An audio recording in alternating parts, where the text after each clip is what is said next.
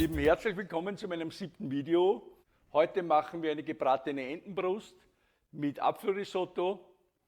Und wenn dann so eine aufgeschnittene, rosa gebratene Entenbrust am Teller liegt mit dem Apfelrisotto, wird sich jeder Gast denken, der Gastgeber hat sich was angetan, es bildet wirklich ein schönes Gericht. Zur Entenbrust passt natürlich ein Apfelrisotto hervorragend, während die Entenbrust ja sehr einfach zuzubereiten ist, braucht man nicht viel beachten, ist es beim Risotto anders. Hier muss man schon einiges beachten. Es gibt im Wesentlichen 8 Punkte, auf die werde ich auch eingehen. Und damit ist auch sichergestellt, dass ihr ein wunderbares Risotto in der richtigen Konsistenz auf den Tisch zaubert. Ja, ich habe hier eine Entenbrust, ungefähr 250 Gramm, also die reicht für locker für 2 Personen, wenn man es als Vorspeise macht. Wenn man es als Hauptspeise macht, kann man schon eine kleine Entenbrust eigentlich pro Person rechnen. Wir nehmen natürlich frische Entenbrüste, am besten regionale. Aufpassen muss man, dass die Haut halt nicht eingerissen ist und dass hier keine Silberhaut mehr ist und schon gar keine Federkiele. Die Vorbereitung der Entenbrust besteht darin, dass wir die Haut einschneiden und zwar so, dass wir also möglichst wenig das Fleisch erwischen.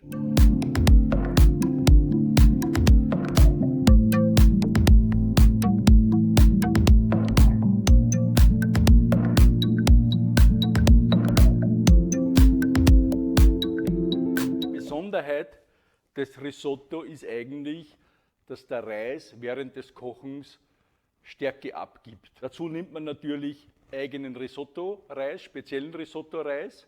Und das Rösten des Reis ist eigentlich, was den Unterschied in der Zubereitung zwischen Risotto und normalem Reis ausmacht. Und es gibt keine vergleichbare Methode, Reis zuzubereiten, wie eben in der italienischen Küche, wenn man Risotto macht. Das Anbraten erlaubt es eben dem Korn, die richtige Menge Stärke freizusetzen und vorher zu versiegeln. Als erstes heizen wir das Rohr auf 150 Grad, hier mit Heißluft. Das braucht man, um nachher die Ente fertig zu garen. Für die Vorbereitung der Ente verwendet man im Wesentlichen nur Pfeffer.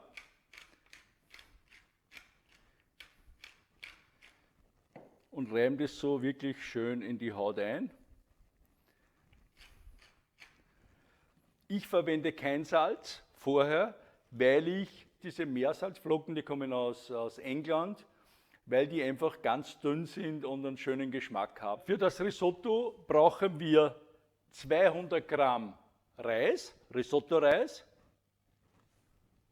einen Apfel, eine kleine Zwiebel, ca. 30 Gramm von der Butter, 400 Milliliter von der Gemüsebrühe.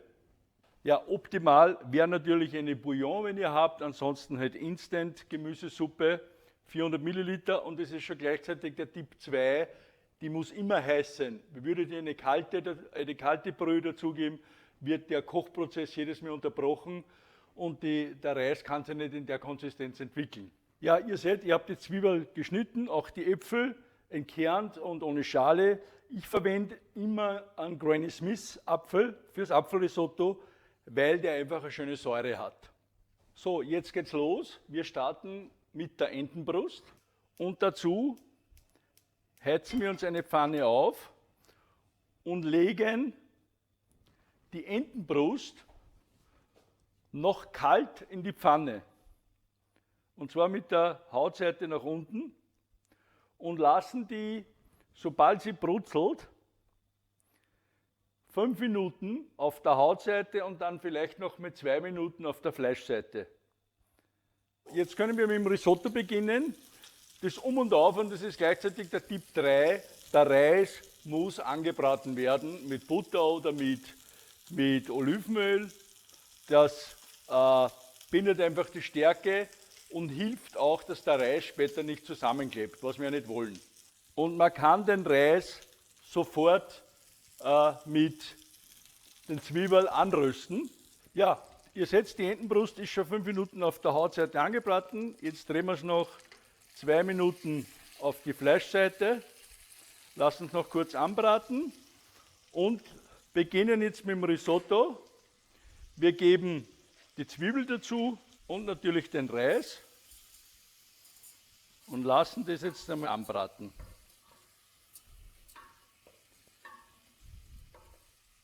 So, die Entenbrust lassen wir, die geben wir jetzt ins Rohr, 150 Grad für ca. 15 Minuten. Ja, das ist schön angebraten und jetzt löschen wir schon einmal mit Weißwein.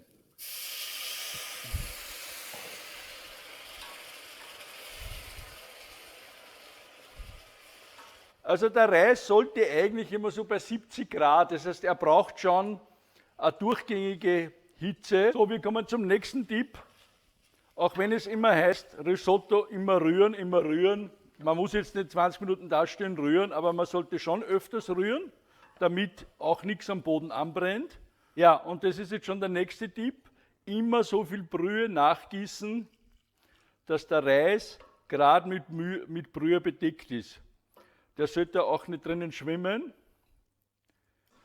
So, das ist jetzt auch der Zeitpunkt, wo wir unsere Äpfel dazugeben. Sobald die Brühe verdunstet ist, geben wir wieder ein bisschen was dazu und rühren das Ganze nochmal durch. Wir haben ja schon das erste Zwischenergebnis. Risotto dauert nicht mehr lange.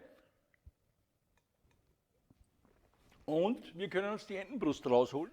Also wenn man sie zart rosa mag, ungefähr 15 Minuten im Rohr, innen so 65 Grad haben. Wenn man es nicht rosa mag, muss man natürlich länger drin lassen.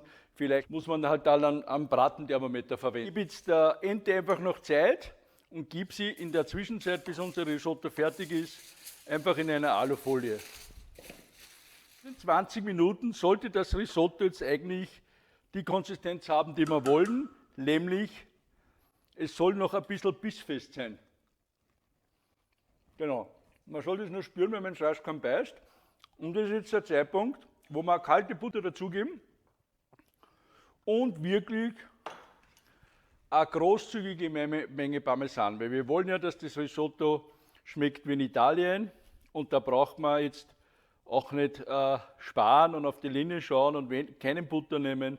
Das gehört halt einfach zum Risotto dazu.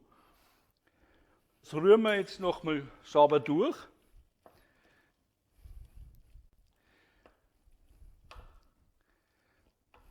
Und decken es jetzt mit einem Deckel ab und lassen es einfach mal in Ruhe. Ja, jetzt ist der Zeitpunkt, wo wir uns um das Saftal kümmern. Wir haben ja hier noch ganz ein feines Bratrestel von der Ente. Das tun wir uns jetzt einfach ein bisschen montieren. Ich nehme immer, das habe ich schon bei den Knoblauchhuhn gesagt, bei mir gehört zum Geflügel, Ente, Gans, Huhn immer ein Schluckerl vom Noy Bras, wenn ich mal ein Saftal mache. Weil der Noy Bras, der einfach nochmal, dieser französische Wermut einfach nochmal so einen tollen Geschmack macht, passt auch super ins Apfelrisotto. Also man könnte euch ruhig da nochmal ein Sprutzel reingeben, das passt hervorragend dazu.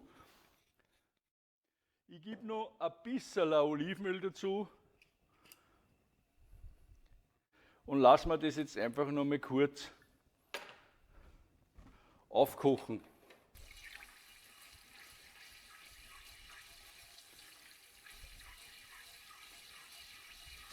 Ja, ihr seht, das verdunstet schon schön und das lassen wir uns jetzt eigentlich auch so, wie es ist. So, das ist jetzt auch schon der Zeitpunkt, wo wir uns die Entenbrust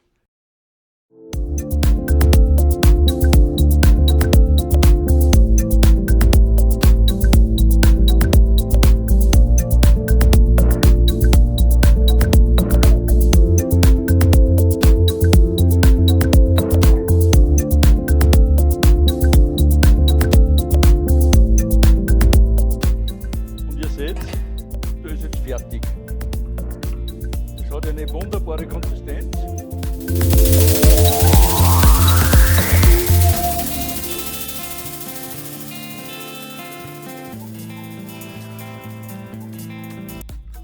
Ja, ich kann euch nur sagen, alleine wie das riecht und schmeckt, also ich wünsche euch, dass es euch genauso gut gelingt. Risotto ist perfekt. Ja, meine Lieben, das war's für heute. Ich hoffe, euch hat es gefallen. Ich wünsche euch wie immer viel Spaß beim Nachkochen. Mein nächstes Gericht wird sein Eierdotter Ravioli, ganz was Interessantes, auf Trüffelspinat mit einem Parmesanschaum. In diesem Sinne, bis zum nächsten Mal, alles Liebe, Servus.